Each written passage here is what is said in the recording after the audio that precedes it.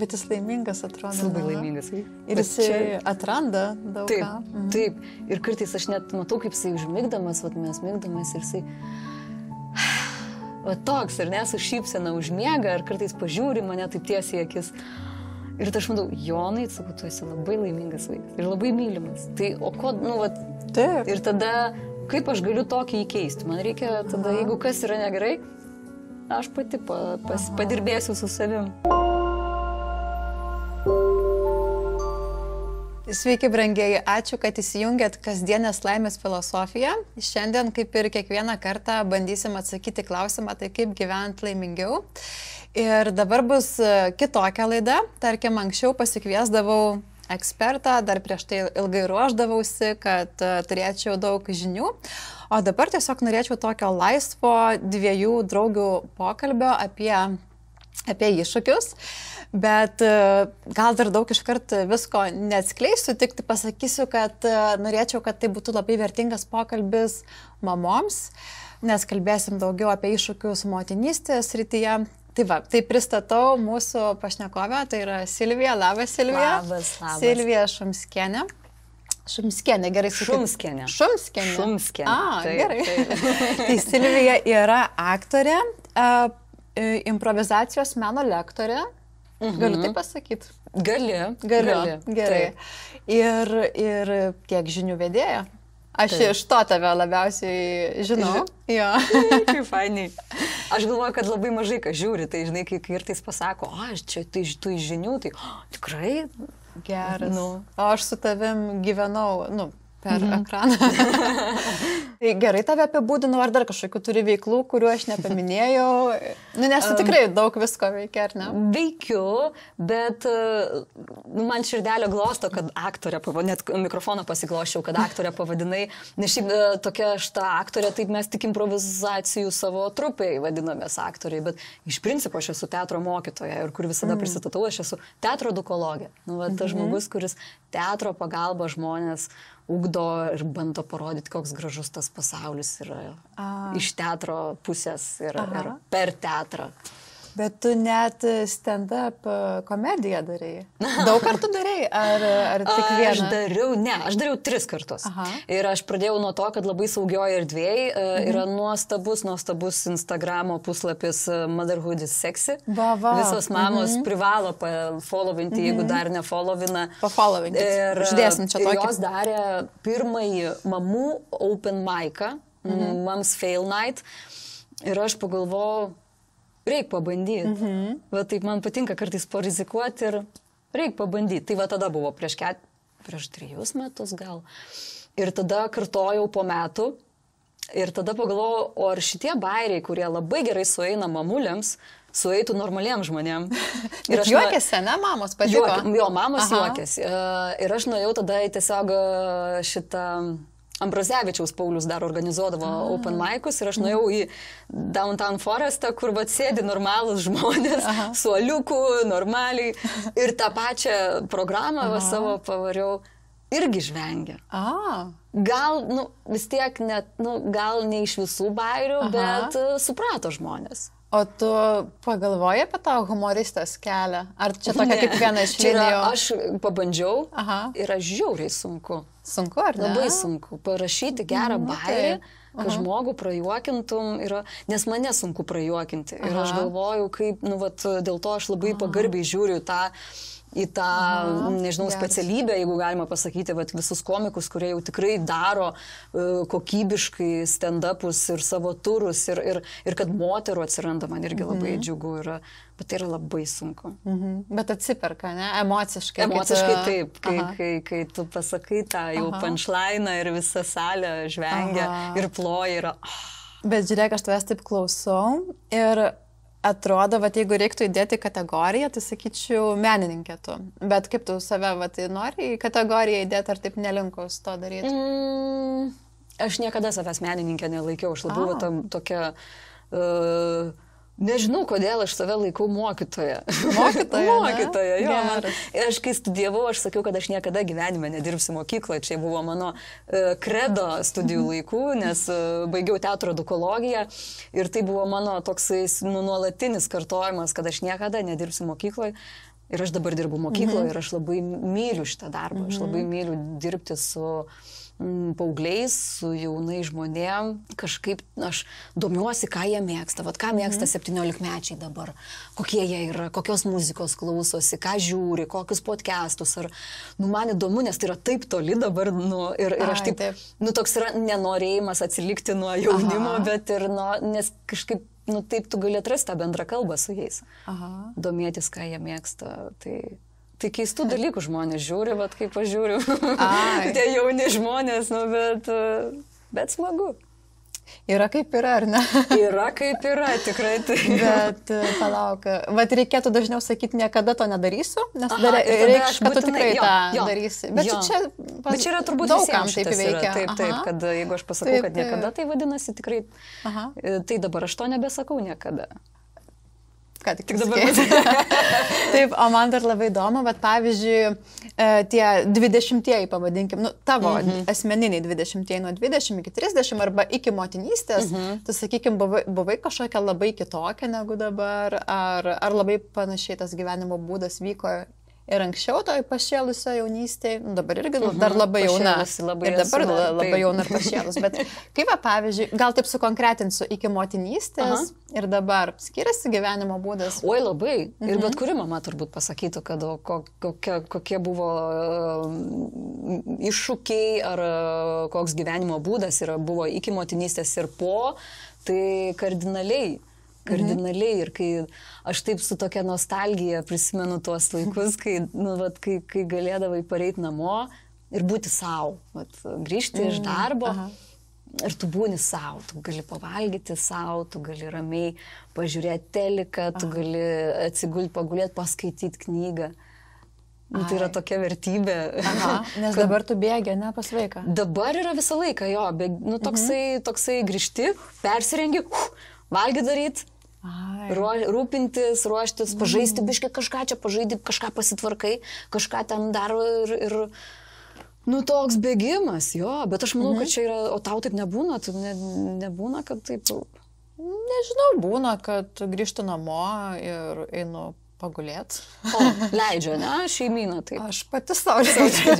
Čia yra labai gerai. Jo, žinok, vienas iš patarimų, kurį išgirdau iš psichologų, jūs turit pakrauti savo bateriją, jeigu jūs norit duoti kažkam kažko gero. Tai tikrai taip. Aš galvoju, kad aš šitą, žinok, privalai kažkaip supratau. Ar supratai jau? Jau dabar supratau. Aš kokie jau metai supratau, kad reikia pirmą savim pasirūpinti, nes nieko tada nebeliks. Ką duoti šeimynai. Tai ir taip tokia, man nežinau, po to, kai susilaukiau sūnaus, tai aš labai ilgai grįžinėjau į save.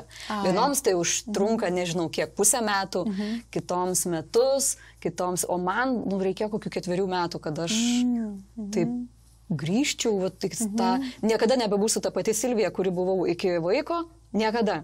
Vis tiek kažkas įvyko, kažkas pasikeitė, bet bent truputėlį grįžti į tą stadiją, kokia buvau iki, pavyko po 4 metų. Jo, taip buvo iššūkių.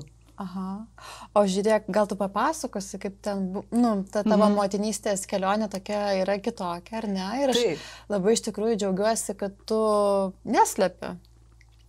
Visų pirma, tai kaip tu sugalvojai neslėpti, nes yra žmonių, kurie...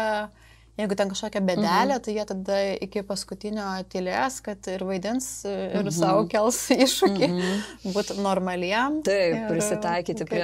Tai čia buvo mūsų su vyru toks pasirinkimas iš karto. O kažkaip, kai tu pasidalini, gal tas toks, nežinau, nerimas ar skausmas atrodo lengvesnis. Nežinau, tai nusprendėm iš karto pasisakyti, kad mums... gimė kitoks sūnus, kaip vadinam, ypatingas. Bet jūs ne iškart sužinojote? Taip, mes nesužinojome, aš turėjau labai laimingą nėštumą, apart to, kad tai buvo covidas ir sužinojau, kad laukiuosi kelios dienos iki pirmojo uždarimo, pirmo karantino ir pagimdžiau kelios dienos iki antrojo. Žodžiu, visą tą covidas, tiesiog buvo viskas kitaip tada buvo. Ir tiesiog viskas buvo gerai iki kol, nežinau, kokie 5 mėnesiai buvo vaikui, kad supratom, kad tas vaikiuks mūsų nieko neima į rankytės, nieko. Tiesiog guli kažką su tom, tos rankos savo eina, vaikas savo. Ir tada tiesiog nuėjom pas neurologę ir tada ir mums pasakė, padarė šitą galvos, kaip vadinasi, echoskopija.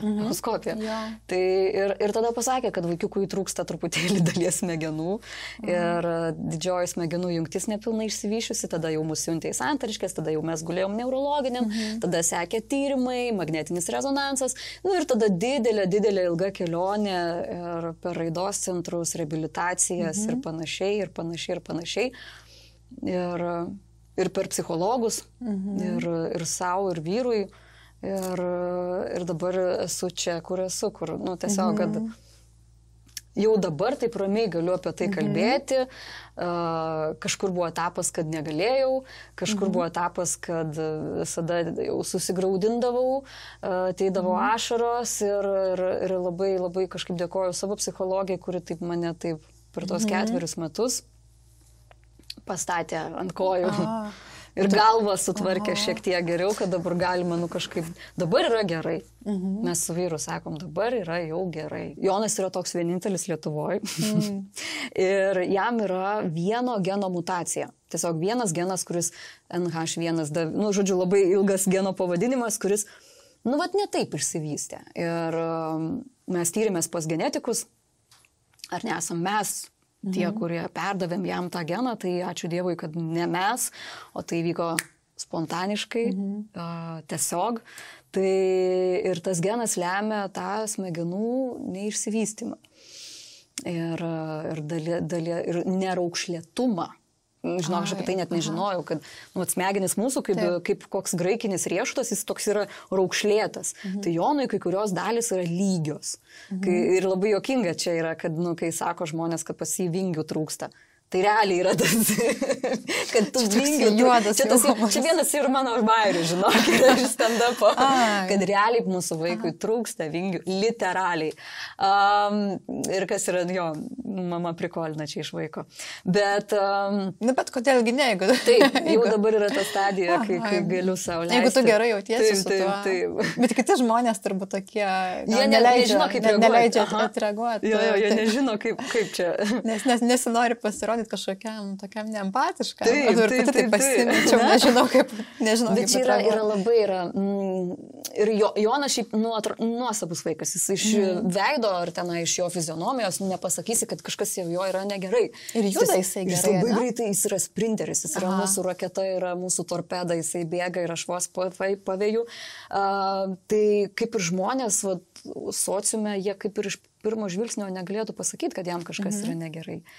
Ir kai klausia, aš labiausiai nekenčiu žaidimo aikštelių.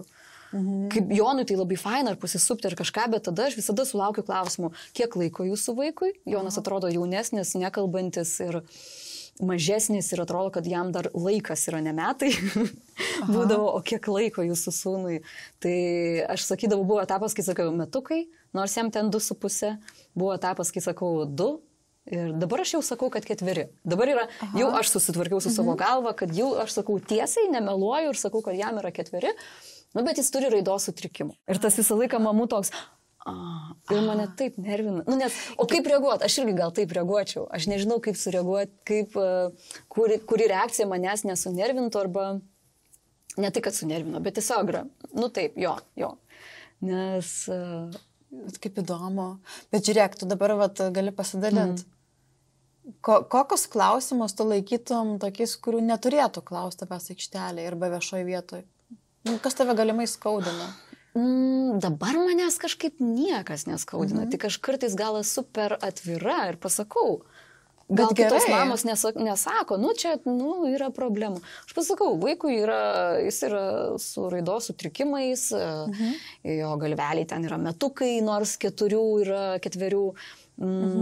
Tai tokius ir tada žmonės suglumsta, nebežino kaip reaguoti. Aš net neseniai darbo pokalbį kažkaip paminėjau tai. Nes manęs klausė, turėjau darbo pokalbį labai trumpai čia, ir o koks būtų idealus tavo laisvalaikis ar penktadienio vakaras. Ir aš sakiau atvirai, kad, žinokit, grįžt namo, pica, sofa ir koks Žiedų valdovas filmas, ten 60 kartą žiūrėtas. Realistiškai skamba. Taip, bet tai yra, nes tada taip nebūna, nes visą dėmesį Jonas labai judrus. Jis labai nori namie, kad būtų mama, jam misterija, kai jeigu mama atsigula. Tėtis gali gulėti lovai, sofai, mama, no. Tai pripratęs. Taip pripratęs, kad mama visada yra su juo. Aš pati gal taip išsiauklėjau. Ir tada aš darbo pokalbį sakau, tai nes mano sūnus yra neįgalus. Ir aš matau, kaip mano tie du darbdaviai nuleidžia akis. Ir irgi matau, kaip nebe... Keistos reakcijos tokios. Gerai, sorry, gal ir nereikia sakyti darbo pokalbį. Mūsų visuomenė, ačiū Dievui, dabar jinai yra tokia atviresnė. Nes aš užaugau, pavyzdžiui, 90-ieji, ankstyvieji, 2000-ieji, aplinkui, nebuvo tokių vaikų. Mano giminiai nebuvo, aplinko gal kaimynų mergaitė, atvažiuodavo giminaitė, tokia mergaitė paralyžiuota, taip aš iš tolo atsimenu, matydavau, bet neįprieidinu, toks nieko nėra. Ir labai daug su psichologija šnekėjom, kad aš tokio aplinkoje užaugus ir man tada savo vaiką priimti buvo labai sunku. Man buvo ypatingai sunku priimti tai, kad man atsitiko, aš nežinau, ar tai negalima pasakyti nelaimė. Bet kiti sako nelaimė, gimė neįgalus vaikas. Gal nelaimė iš tos pusės, kad tu netaip tikėjai. Kad aš Ir lūkestis žlugo, ar ne? Taip, nes taip yra, ar ne? Kai tu laukiesi, kai tu pagimdai, tu prisisvajoji, kai būdama mama, daug, kaip mes čia eisim, kaip mes čia kalbėsim, kaip mes čia mokysimės, važiuoti dviračiu, žaisti futbolą, keliausim, aš jam pasaką skaitysiu, aš jam dainuosiu, mes kalbėsim. To, ko dabar nėra, kad aš nei pasaką skaitau, nes jam yra vienodai, nei aš jam nuolat kalbu ir kalbuosi, bet jam tai yra irgi kol kas nesuvokiama. Tai tu prisisvajoji ir tada per vieną vizitą gydytojas viskas dūžta. Taip. Ir kai, taip, tai yra gedulas, tai yra taip, lyg tu palaidoji kažkokį savo artimą, bet tu ne žmogų palaidoji, tu palaidoji svajonės. Kas yra labai irgi skaudu. Ir jautėsi kaip gedulas. Labai, aš turėjau užgėdėti, neigti, bandyti keisti. Visas tas gedulo stadijos per mane ėjo. Dabar jaučiu, kad atėjo tas jau pamažu susitaikymas, bet vis grįžta tokie flashbackai, grįžta, kad kur aš tik neguglinau, ko aš tik neveikiau, kad o gal praeis, žinai, o gal čia net iki žolininkių buvau susiradus, kad žolelėm gal išgydys mano vaiką. Dar kažkaip, aišku, pas ekstrasensus nebuvau. Nes netikit. Jau čia vyras nebūtų leidęs. Bet taip, ir per visus specialistus, ir aš tada pradėjau nuvežti kur tik įmanom. Nuo privačių raidos centrų iki valstybinių, nuo vieno specialisto per kitą ir ieškoti, kas galėtų mano vaiką sutaisyti, išgydyti, patvarkyti, kad jis būtų toks kaip visi. Man norėjosi vaiką turėti tokį kaip visi. Ir būdavo skaudu eiti į aikštelę žaidimo, būdavo skaudu eiti kažkur į sociumą, kad kiti vaikai, aš turiu draugės, labai geras, kurios mes gimdėm tais pačiais metais ir jom gimė sveiki ir jos auga visai, jų vaikai auga visai kitą gyvenimą. Ir tas lyginimasis, amžinas lyginimasis yra peilis. Bet ar tu lyginėsi, ar jos klausia? Aš lyginuosi. Ar tu lyginėsi? Jos dalinasi, paskui jos nebesidalina, tada jos vėl nes irgi reaguoja į mano psichozės gal tokias. Tai tas lyginimasis su vaikais yra toks savo odos gyvos lupimas. Aišku, tokia yra... neverta, bet aš suprantu, kad yra natūralu. Bet tai turi ateiti. Tas neverta, man atėjo labai retai. Aš nežinau, kad ar tau atėjo, ar iš karto šitas neverta lyginis. Man atėjo gal per vėlai, kad nesilygink su vaikų raidą, turinčiais šeimoms, vaikų, kaip jie gali leisti laisvalaikį, kaip jie gali keliauti, eiti į restoranus, į kavines, ko mes negalim sau leisti. Žinok, aš dar pagalvojau, kad aš mielai įsiterpčiau šitoj vietoj. Nes labai daug kas nepagalvojo tokio elementaraus dalyko, bet man tikrai būdavo, kai mano vaikas gimė, mano vaikas turi daugiau judėjimo negalę. Ir tie klausimai tokie, ten pavyzdžiui 6 mėnesiai, ar jau sėdi, ten vienas mėnuo, tai laiko galvytę. Ir visokie tokie, ten nežinau, ten kiek ten 10 mėnesių ar šliaužia. Ir supranti, žmonės kažkaip turi mintyse savo ten tuos įsivaizdavimus. Lentelės, taip, tokias pagal lentelės, taip, ir matuojamės. Ir aš suprantu, kad čia nebuvo, žinai, toksai, kaip pasakyti, čia ne tam, kad mane įžeistų klausia. Klausia, gal nes nežino, ko kito galima paklausti. Bet aš visai galvoju, geriau paklauskite, o ką moka, jeigu jau taip norisi grinai iš to vietoje. Kokio jūs esate dabar. Nes tas ar jau sėdi, man būdavo kaip įžeidimas, bet ar tu susidūrė su tokia situacija? Man tokių klausimų nebuvo, nes mes labai greitai pasakėm visiems. Artimiausiam, tiesiog draugam, iš karto šeimos nariam, kad hebrid yra taip. Ir pagalvokite apie klausimus, mums gali jie būti skaudus. Ir tada, kai mano vyras nusprendė rašyti viešą dienoraštį, beje, galit pasiekti Substacke, rašo tėvo dienoraštis. Aš dar mintį prisiminiau 1 sekundę, ar tikrai yra tėvo dienoraštis pavadinimas, tai tėvo dienoraštis. Dominikas tada labai atvirai dalinasi savo tėvystės iššūkiais, nes viena yra turbūt motinystės iššūkiai ir jie yra skirtingi. Yra tėvystės kaip tėčiui, kaip jisai dylina su kitokiu Jonu, kokie būna, nes mūsų Jonas ženkliai yra kitoks, buvo etapas, kai nemiegojo, tai buvo labai daug nemiegotų naktų, aš nebesuskaičiuojama, kad tiesiog jisai kildavo ten kokią 2, 1 ir pradėdavo rėkti. Ir rėkdavo tol, kol įsėsdavom į mašiną ir važiuodavom. Tai yra pravažinti. Taip, išsimiegoja dar vairuodavo. Ir tada tu kyli, grįžti, užmiega ir būdavo, kad ir vėl pakyla, ir vėl rėkia, ir vėl važiuojam. Tai naktį būdavo tokie važinėjimai po Vilnių. Faina, jeigu pataikydavo, tas etapas užėdavo vasarą, kada džempukas ir į mašiną. O kai žiemą, tai dar kombinezoną apsimauti, viską ir šaltą mašiną sėdi, važiuoji, tas vaikas nusiramina, rėkia, tada nusiramina. Toks labai... kaip net šiurpas nukrečia prisiminus tą etapą, bet tada Jonui atrado epilepsiją neurologiniam ir pradėjo gerti vaistus ir truputį šitas dalykas susitvarkė, tai dėl to irgi viskas yra radot priežastį. Taip, kodėl jis naktį kyla, nes smegenis sužaibuoja, įvyksta ta iškrova ir jisai atsimerkia ir taip non-stop rėkia. Bet čia to, tu žinok, aš neįsivaizduoju toks iššūkis, ta prasme, ir taip sunku, ir dar jūs nemiegoja. Ir mes kitą dieną einam dirbti, ar aš ten eiti vesti žinių, ar vyras eiti darbą, ar atsėdėti ofise. Bet tai, nežinau, neužmigdavo darbe, darbe neužmigdavo, bet šiaip tai, labai išsekino, labai, tas etapas mūsų abu labai išsekino, labai emociškai ir fiziškai, prie ko privedė tai, kad tiek vyras, tiek aš buvom priversti eiti pas specialistų, pas psichiatrų, kurie mums suteikė medikamentinį jų gydymą. Ir kad jau aš dabar daugiau nei metus laiko geriu antidepresantus ir dabar yra gerai. Nes buvo etapas, kai tikrai tiek pavargusi buvau, kad aš atsimenu, važiuoju į mokyklą, turėsiu vesti pamokas, bet aš važiuoju Boltu, nes pati jau nebevairavau.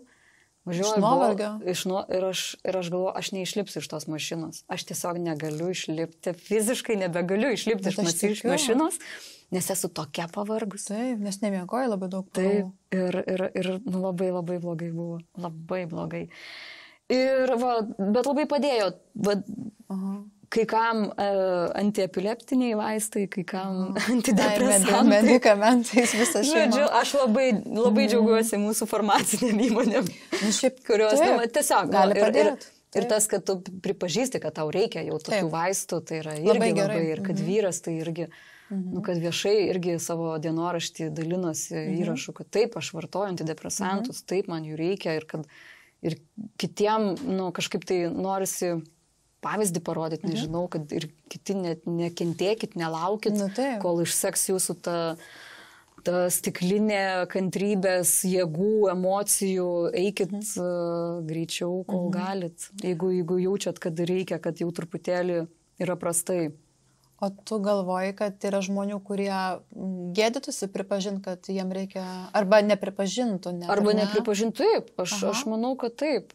Yra tokių, ypač gal labiau, nežinau, gal moteris labiau rūpinasi savo sveikatą ir emocinė, ir fizinė. Aš taip tikiuosi. Bet vyrams tai yra, manau, kad yra dar kol kas tabu, kad einu pas psichiatrą arba einu pas psichologą, tai yra ką?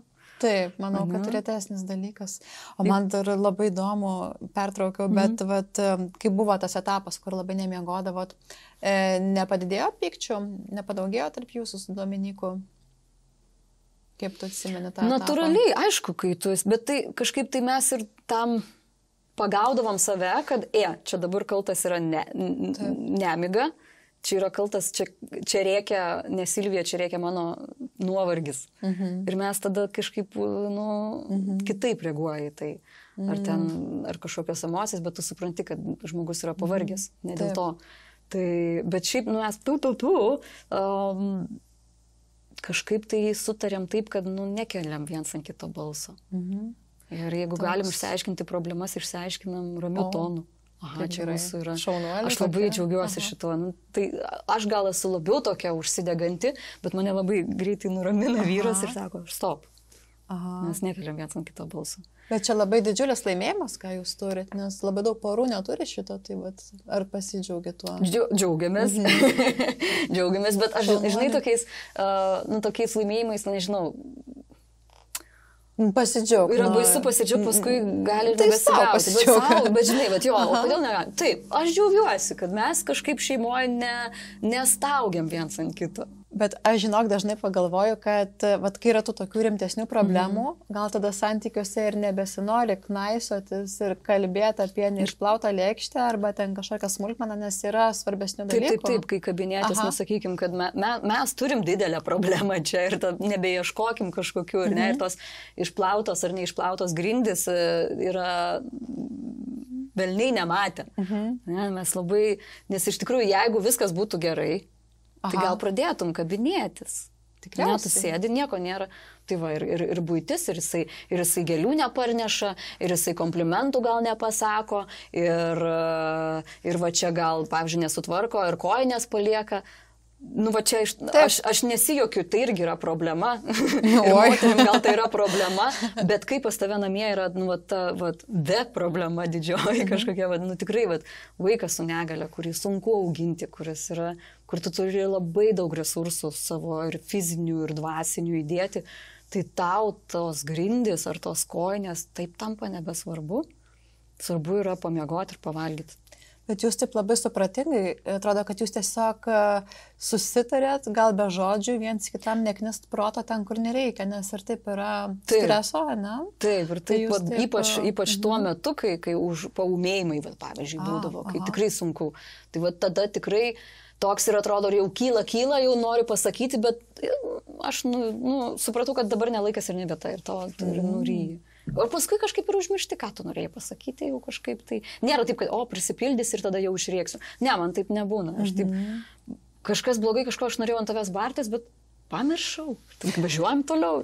Neišsimiegojus buvai, tai pamiršdavai. Pamiršau, kažką tokio, bet čia labai gerai pritaikyti, žinai, ir lengvesniam gyvenimo etapę. Nori sakyti ir nesakai.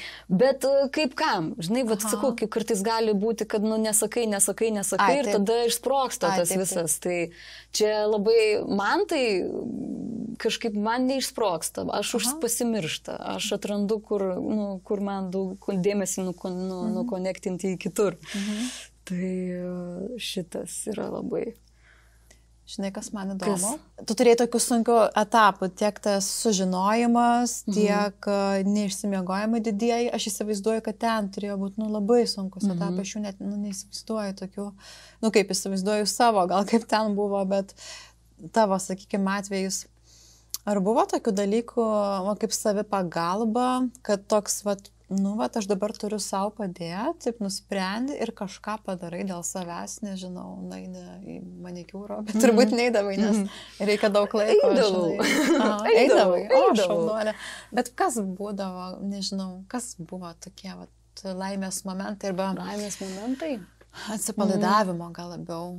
savipagalbos kažkokie dalykai? Pirmiausia, tai dar vieną dalyką, kas gal pas mus dabar šaly yra, gal jau dabar atsiranda, bet prieš 4 metus, kai sužinojom, tai atsimenu, mes nuėjom į raidos centrą ir buvo užsiėmimas, tokia konsultacija vaikui su psichologė. Tas vaikas net nesėdė, jis guli, jis yra 6 mėnesių, maniškis dar toli gražu nesėdėjo. Ir tas vaikas gauna psichologą, o sėdžiu kabinete ir aš bliaunu. Nes man yra, tam vaikui, jam yra dzin. Ir tada atsimenu, psichologė tada vaikų pasakė man, kad jūs eikit ir rūpinkite savo sveikatą.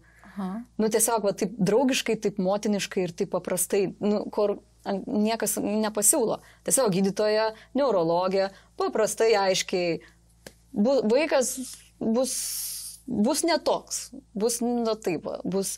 Ir atsimenu, ašaros teka ir vis blogiausi scenarijai ir viskas tą pirmą kartą išgirstame tą žinią. Bet niekas nepasako, o gal jūs dar nueikit su kažko pasikalbėti. Tai to nebuvo, bet ačiū Dievui, kad raidos centre ir labai gerai, kad vyras iki tol ėjo jau pas psichologą ir jisai pasiūlė, kad reikia eiti, nes kitaip nieko nebus. Tai va šitas tokie, tai va būtent pasisėdėjimai, tas 50 minučių pas specialistę, kuri šiek tiek pertvarko tavo tas lentynėlės ir ką, va tokį paskutinį išsinešiau, dabar padariau pauzę, kad išmokau pagaliau nebenorėti pakeisti Joną, bet aš labai norėjau jį pakeisti, labai norėjau padaryti tokį kaip visi. Man svajojau, ar ne, dabar pas mus visuomenė išsiskirka, ne, yra, o man galvoja, kaip mamos buvo, kaip padaryti, kad tas vaikas mano būtų kaip visų. Kad jisai, ir aš tai bandžiau ir aš po to jau dabar supratau, kad man reikia keisti savo matymą į savo vaiką, savo mąstymą. Ne Joną, o man reikia. Ir kai aš tai supratau, po truputį kažkaip atsidarė duris į man tokia kažkokia vidinė ramybė. Kad dabar, taip yra. Taip atsitiko. Vat kaip Dominykas sako, taip kortos mums sukrito, viskas. Ir tu nieko, nes iš pradžių buvo, kodėl man, už ką aš padariau. Tie natūralūs klausimai, aš nežinau, ar tau jie atėjo sužinojus, bet man labai ėjo. Ir aš pradėjau, ką aš gyvenime, ką aš išdaviau, ar palikau, ar kažką įskaudinau, Dieve mano, už ką man čia. Tas toks savigaila, savigrauža toks buvo. Taip, kiek reikėjo laiko pereiti. Bet aš žinau keletą mamų, kurios raidos centre nuvažiuoja arba į neurologinį. Mes kasmet važiuojam su Jonu į neurologinį. O neurologinį? Santariškių vaikų neurologinis skyrius paguldo ir ten arba MRT, arba encefalogramą smegenų pasidaryti, tokią techninę apžiūrą kasmetinę. Ir tenai iš pradžių aš nenorėjau su tom mamom bendrauti, nes mes paguldo ir kažkaip ir nenorėdavau nieko dalintis, nieko bendrauti, kažkoks toks būdavo. O dabar man paskutinius metus, prieš porą mėnesių žiemą mes buvom, man taip noris kiekvieną mamą pakalbinti, nes ten visos yra su vaikais, kurie arba turi kažkokį sutrikimą, ar turi kažkokią negalę, ir kiek tų vaikų yra daug, ir kiek yra dar blogiau gyvenančių, arba likimo sesių, kurios panašius vaikus augina. Kaip man noris jas pakalbinti, pasidalinti ir kažkaip tai, nežinau, toks noras bendrystėje atsirado. Bet irgi tik tada, kai susitaikiau. Kai jau nebesvajoju, kad tas Jonas mano užaugs. Nes atsimenu, dar kas nervindavo, užaugsit. Išaugs. Man sakydavo giminės, tai čia išaugs, viskas gerai. Arba jau paklausė kažkas, kad sakau, čia raidos sutrikimų turi, išaugs. Tokie be jokių argumentų. Jo, tokie. Tai gerai, sakau, ir aš tada gerai, gerai. Jo, išaugs. Tai šitas, tai aš išaugau iš tokio noro pakeisti savo vaiką, o atėjo noras keistis pačiai. Ir tai labai, sakau, išlaisvino. Ir tai, kad ar mes nuvažiuojam į raidos centrą, ar mes nuvažiuojam į santariškių neurologinį, kai pamatai, ir man tai, pavyzdžiui, vyrui nepadeda tas, kad, žinok, bet yra blogiau kam. Jam sako, man neįdomu, kam yra blogiau. Aš turiu savo situaciją ir man yra blogai. O man padeda, Aš matau, kaip yra, jeigu yra, vat, sakykime, visiškai vaikas su negale, kuris, netgi, sakykime, kartais pavydžiu mamoms, kurios vat, vaikas guli, ar tai vežimėlį sėdi ir taip, vat, labai blogai, bet aš pripažįstu, kad aš pavydėdavau, nes jos ramiai, vat, neurologiniam sėdi, skaito knygą, planšetę, vaikas guli kažką lovai, čia, žinai, o aš po koridorius. Lakstom, Jonas varo, jis niekada nesėdi, jis nepasėdi, realiai jis niekada nepasėdi ramiai, jis visada judesi, jis visada varo, jis visada ima rankas, bendrauja su seselėm, su lankytojais, su kitais pacientais. Ir aš visada šlapia. Aš visada lakstau iš paskos. Ir tik pabaigsiu, kad toks paradoksas, kad aš truputį pavydėdavau to mamom, kurios ir tada, kai susipažįsti, kad tas vaikas guli ir niekada nebėgios paskui mama, kad tas vaikas turi dar didesnių kažkokių priepolių, kad jie labai sunkus yra, sunkiai išgyvenami tie priepoliai. Ir tada aš suprantu, aš palakstysiu su Jonu. Nors ir mes niekad nepasikalbėsim kaip vien su vienu. Turbūt, nežinau, bet kol galiu, aš man atrodo, aš labai smagiai paskui jį bėgioju aikštelėse ir visur kitur. Bet labai žmogiška, žinai, kad tu tikrai gali drąsiai pavydėti, kas ramiau augina, visiškai suprantama, nes tau labai daug energijos kainuoja. Dar grįžtant prie tos minties apie tai, kam blogiau ar ne, yra toks labai, sakyčiau, sveikas variantas, kur savo nepakenksi ir man labai padėjo. Tai kai aš gulėjau ligoninėje su vaiku, būtent kūdikystės metais, ir tam buvo, man atrodo, prieš pat operaciją ir po jos, aš turėjau knygą Viktoro Franklio Žmogus ieško prasmės. Žinai šitą autorių? Gal skaitai? Neskaičiau, bet labai žinau šitą. Jau labai daug kas mini šitą knygą kaip vieną tokią iš geresnių. Labai, labai gera. Ten aprašyta, kaip jisai pats koncentracijos stovykloje gyveno. Ir aš nežinau, aš tuo metu maitinau vaiką, galėjau neskaityti tikrai apie tą koncentracijos stovyklą, bet man buvo taip įdomu, nes aš skaitau, ten jie turėjo žaizdas, ten jie dirbo, ten jie neduodavo jam valgyti. Bet aš dabar bijau sumaišyti, ar šitoje knygoje, ar kitoje buvo parašyta, kad miegodavo, pagalvė būdavo ranka, ant rankos laikydavo galvą ir taip miegodavo. Tai prasme visiška kankinė ir aš taip skaitau ir galvoju, ne, man dar ne taip blogai. Taip. Tas truputėlį ramina. Ir išgyveno. Taip, ir išgyveno žmonės ir viską. Tai pasilyginti gal ir sveika iš tokių knygų. Man padėjo. Pasilyginti taip, iš tos pusės, kad yra kam blogiau. Taip. Kad visada atsiras kam blogiau. Bet sakau, ne visiems padeda. Nes vyrui mano tai tikrai nepadeda, man padeda. Bet būna lyginimasis ir iš kitos pusės, ne? Taip, tos skausmingas jo, tu lyginiesi su... Aš nebesilyginu, kad, sakykime, bėgioja, ar ten jau tokie fiziniai dalykai, bet man visą laiką yra labai skaudu, kai ar memai buvo tokie, ar kai mamos guodžiasi. Jau kai šneka tie vaikai, tai mama, 1000 kartų per dieną, mama. Ir man yra toksai, o Dieve, aš nežinau, ką aš galėčiau atiduoti už bent vieną žodį mama. Nes man dar vaikas manęs mama nepavadino niekada ir neaišku, ar pavadins. Ir kad bent tas, jeigu kad ir 1000 kartų per dieną sakytų mama, o Dieve, man būtų kaip muzika žinai, geriausia. Tai, bet, tai yra natūralu, nes tu nesusidūrė su tuom ir aš pilnai suprantu, kad užknisa turbūt tie vaikų klausimai, kodėl, ar dar kažkas, bet kai tu to neturi, tu labai pradedi tokius dalykus atkreipti dėmesį ir tas toksai, sakau, kad vis tiek tu nenori susilyginti. Arba pavyzdžiui, aš nežinau, man yra dilema, nežinau kaip tau. Tau gal kitaip, nes, tu sakau, kad kaip ir kalbėjom, turi 2 patirtis. Ir tu turi ir sveiką, ir su specialiaisiais poreikės vaiką. Man yra kitaip, aš net nežinau, ką reiškia auginti sveiką vaiką. Aš norėčiau pabandyti. Tai gal kada nors pavyks. Bet nėra noro tokio, ne dabar? Dabar, šią akimirką, ne, nes aš dabar tik tai atsistojau ant kojų. Bet, niekada nežinai, niekada negali sakyti, niekada, ne. Bet kažką norėjau sakyti ir nušoko mintis. Vaikų gimtadieniai. Aš nežinau, čia yra Ir man jau dabar mes gaunam daug, mes turim draugų, kurie turi vaikų, panašaus amžiaus kaip Jonas, ir jie švenčia gimtadienius tenai tame visokiuose kambariuose. Turim kvietimų į gimtadienius, kurie yra piknikuose, prie ežeriuko, žygiuose. Ir mes tiesiog negalim dalyvauti su Jonu, nes jeigu gimtadienis prie ežeriuko, tai vaikas mano būtų ežeriukė non-stop.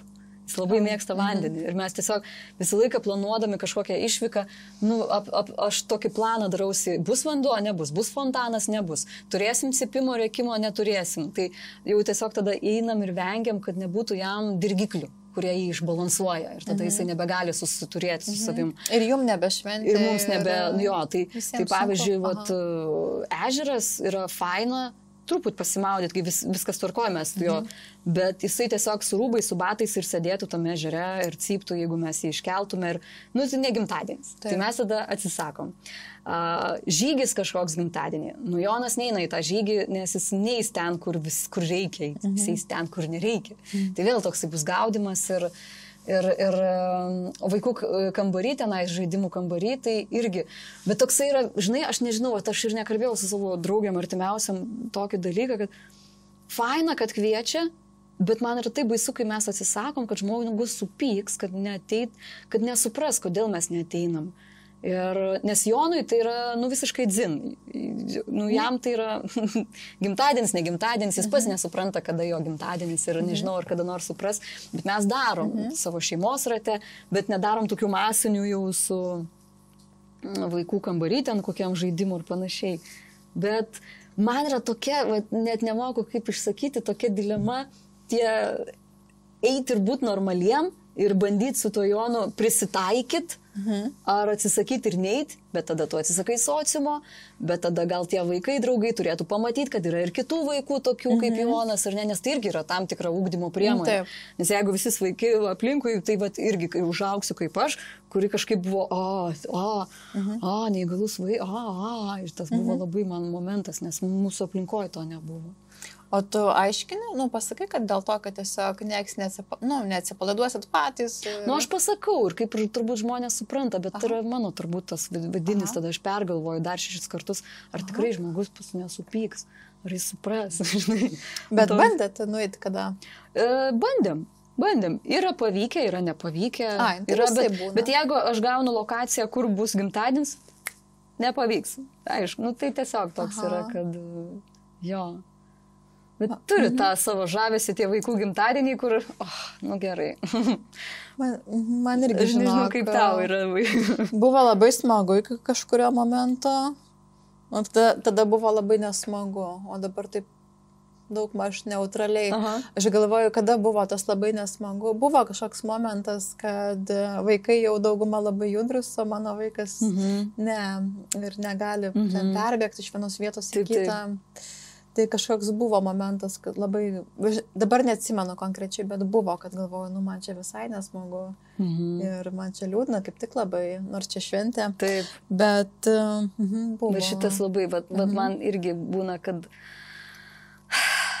laksto, šneka, tada vaikas kažkas paklausia, kodėl Jonas dar nešneka. Nesakau, taip klausia? Taip, vaikai, tai žinai, vaikai. Kodėl? Sakau, Jonas truputį, kitoks, jis dar nekalba. Ir tada nubėga, ir tada, tada Jonas savo. Ir mes turėjom žiauriai fainą savo, Jonas lanko specialią grupę. Valstybiniam darželį yra specialioji grupytė, kur yra 7 vaikai ir visi turi negalę kažkokią, vienas vienokią, kitas kitokią. Ir buvo darželio šventė ir mes su vyru sutarėm, kad tai buvo pats fainiausias festivalis ir tai buvo faina, buvo kakavos, buvo torto, mes tepėm delnus, dažais dėjom, tada vaikam buvo kamoliukai, balionai ir kaip buvo smagu ir kad visi tie vaikai turi savo, kažkokią tai negalę. Nebuvo, kad su kitais darželio vaikais. Jūsų grupės, ne? Ir man tai buvo faina. Ir aš matau, kad visi tėvukai vargsta, laksta, tokie visi nemiegoja, matau, pavargę.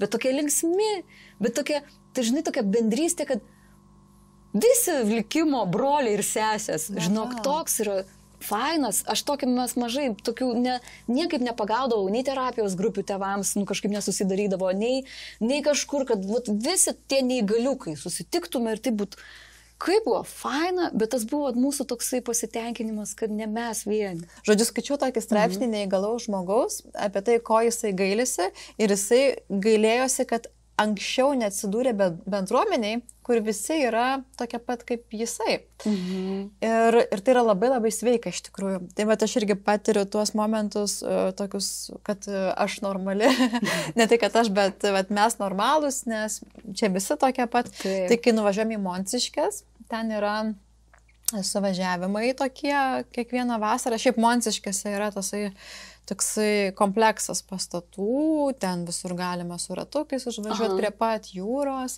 ir ten neįgaliems skirtas toksai kompleksas didelis. Ir dar mes kaip su savo, yra Spina Bifida tokia bendruomenė. Irgi, kai susitinkam, tai irgi taip faina, kad atrodo, tu net medicininiam priemonėm gali pasidalinti, nes visi turės tų pačių. Ir visi, arba, pavyzdžiui, jeigu yra laiptai kažkur, tai visiems ta pati bėda, kad laiptai. Visiems labai ir visi žino, kaip bendruomenė. Žmogus turi būti bendruomenė ir turbūt tas, kas vienyje jungia, ar ne, kažkokios bėdos. Ir kai tu atsiduri su tais pačiais likimo broliais sesėm, man atrodo, kad... O mes ir neatrandam. Ir dėl to darželiai yra ta vieta, Jono specialiukų grupiai, kur... Nes Jonas su savo sutrikimu yra vienas toks. Jis turi labai tą specifinį geną. Ir dėl to. Bet turi ir autizmo bruožų. Ir autistukai mūsų draugai. Ir sakau, visokie... Ir tam darželį mes turėjom tą tokią bendrystės tą šventę. Tai va, atsidurti ten, kur jo panašiai yra. Bet ir manau, kad nepabėgti nuo likusio sociumo. Ne, nepabėgti. Nes tu esi jo dalis ir mes kažkaip tai būti ir egzistuoti ir dalintis tais džiaugsmais ir priimti.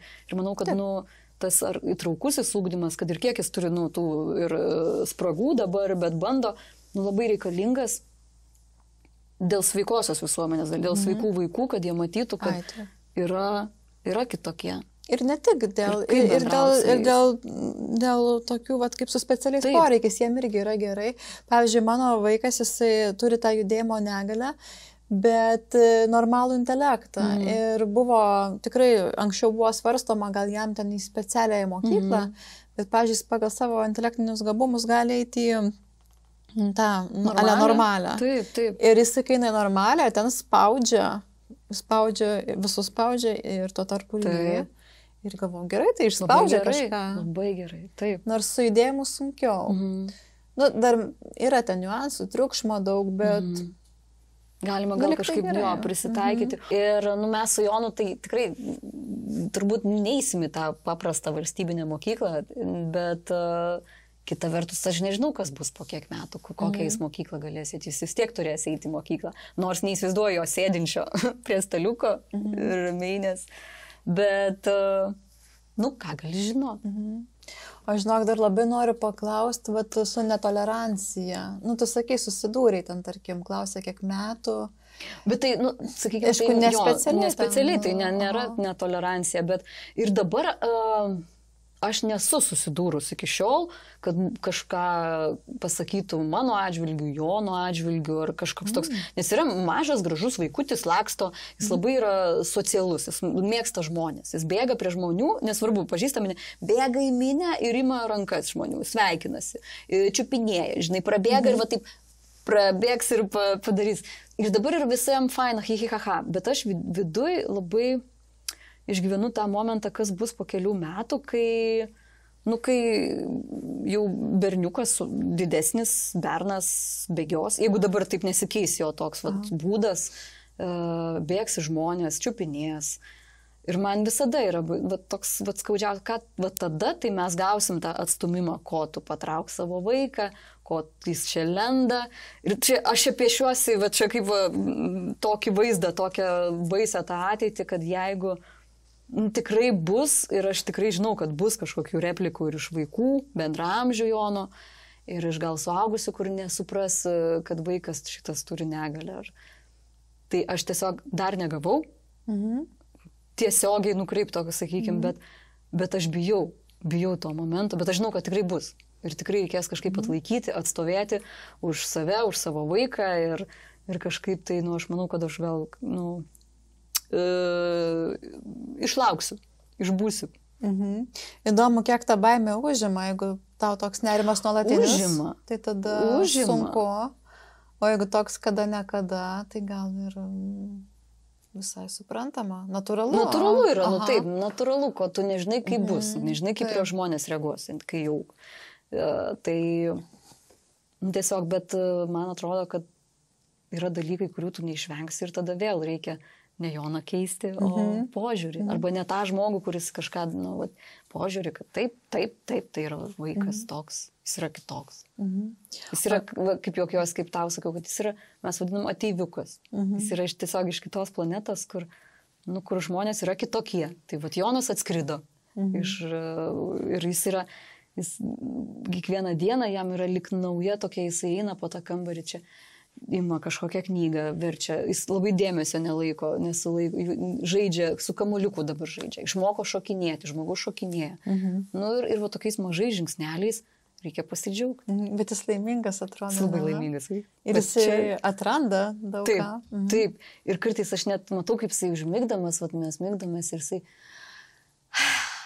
toks, ir nesu šypsena užmiega, ir kartais pažiūri mane taip tiesiai akis. Ir aš matau, Jonai, sakau, tu esi labai laimingas vaikas ir labai mylimas. Tai, o ko, Taip. Ir tada, kaip aš galiu tokį įkeisti? Man reikia tada, jeigu kas yra negerai, aš pati padirbėsiu su savim. Turiu saldžių dovanėlių Jonui, sakai, kad mėgsta ir košytės, ir tyreles tokias, ar ne? Tai čia tikrai yra labai skanios, mano vaikam labai šitą patiko su pasiflorais, kiek žinau, ir naujiena.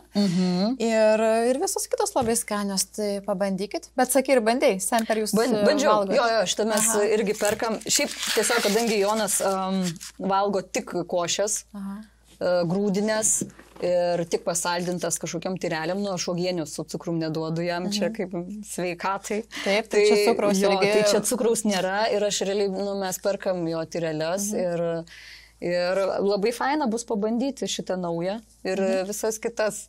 Tai labai ačiū. Noriu pasidalinti savo atradimu, tai yra vaisių tyrelė su avižų košė iš Semper. Labai greita ir patogu, tiesiog įsimeti į rankinuką ir viskas. Ir kas be ko, tai yra sveikatai palankus užkandis. Semper vaisių košė yra mažiausiai 50% košės be pridėtinio cukraus ir papildomai praturtinta geležimi, kalciu bei vitaminu C, kad jūsų vaikas gautų daug reikalingų maistinių medžiagų. Mano vaikam labiausiai patiko ši tyrė su pasiflorais. Taip pat tai yra ir Semper šio sezono karščiausia naujiena. Tikrai puikia sudėtis ir labai sveikatai palanku. Nežinau kaip tau, bet man jausmas, kad mes čia, nežinau, pusę paros kalbėtumėm ir būtų apie ką. O būtų dar galėtume tokį vienos valandos trukmės drąsiai rašyti, ne? Tai, dar daug epizodų. Tai būtų labai įdomu ir jūsų komentarus išgirsti, kaip jums patiko, ar kažkokių, nežinau, patirties įdomios išgirdot ir gal savo kažką pritaikyti, arba savo patirtim galit pasidalinti komentaruose. Tai labai ačiū, kad žiūrėt ir klausėt ir labai ačiū, kad atėjai ir pasidalinai. Ačiū, kad pakvietei, man buvo labai faina, tiesiog pasikalbėti su drauge, ne? Taip. Labai gerai. Man irgi labai patiko. Kartuosim, ne? Kartuosim, gerai. Ačiū, mėly žiūrovai. Ačiū.